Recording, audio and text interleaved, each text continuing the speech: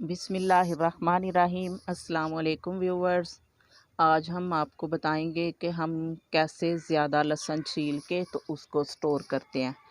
ये बिल्कुल आसान है और ना ये नेल में लगता है और ना छुरी लेके तो हमें उसके साथ छीलना पड़ता है। ये मैंने एक इसका गंडा रख लिया था। इस तरह हमने इसके ये जो जोए हैं ना, इनको अलग-अलग करना है। ये बाकी तो मैंने कर लिए हैं, तो एक मैंने रखा था आपको दिखाने के लिए। ये 1 किलो मैंने लहसुन लिया है।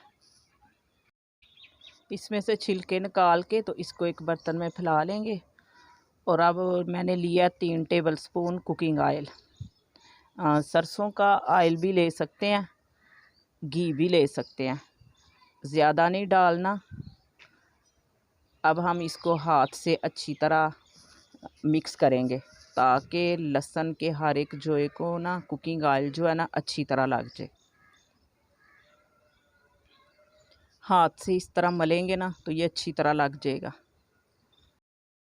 अब इसको फैला लेंगे और इसको ना आधा घंटा हम धूप में रखेंगे।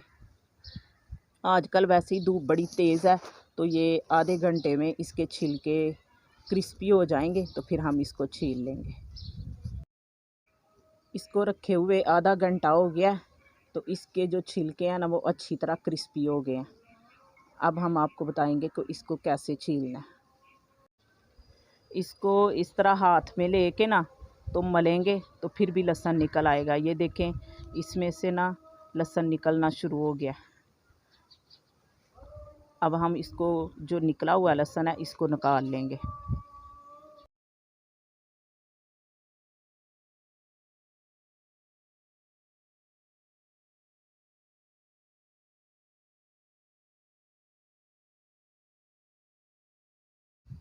अगर आपने हाथ से नहीं मलना तो फिर आप कोई पुराना कपड़ा लेके तो उसमें डाल के तो इसको हाथों से मलेंगे ना, तो तब भी इसमें से ना लहसुन निकल आएगा।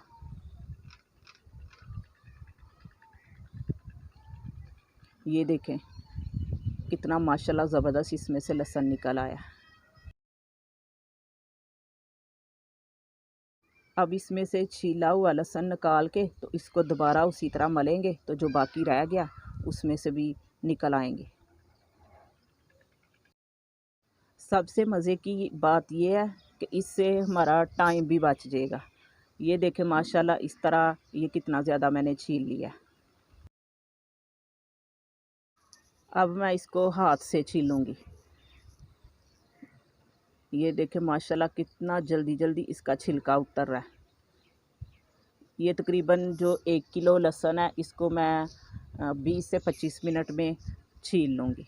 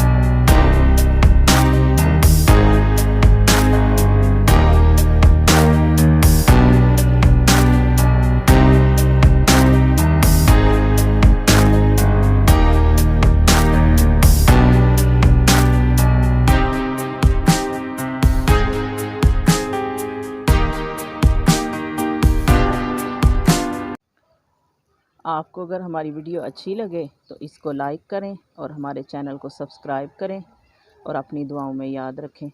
ये देखें, मैंने इसको अकेले ही मसलन 20 से 25 मिनट में ना सारा छील लिया और बड़ा इजी छीला गया। अब हमने इसमें 1 टेबलस्पून कुकिंग ऑयल डालना है। इससे हमारा लहसुन जो है ना वो ख़राब नहीं होगा। इसको हम एक शापर में भी डाल सकते हैं और डिब्बे में भी डाल सकते हैं और इसको हम फ्रिज में रख दें और जब हमें लहसुन चाहिए इसको निकाल लें, एक प्याली में डाल के अच्छी तरह धो के, तो हम इसको इस्तेमाल कर सकते हैं।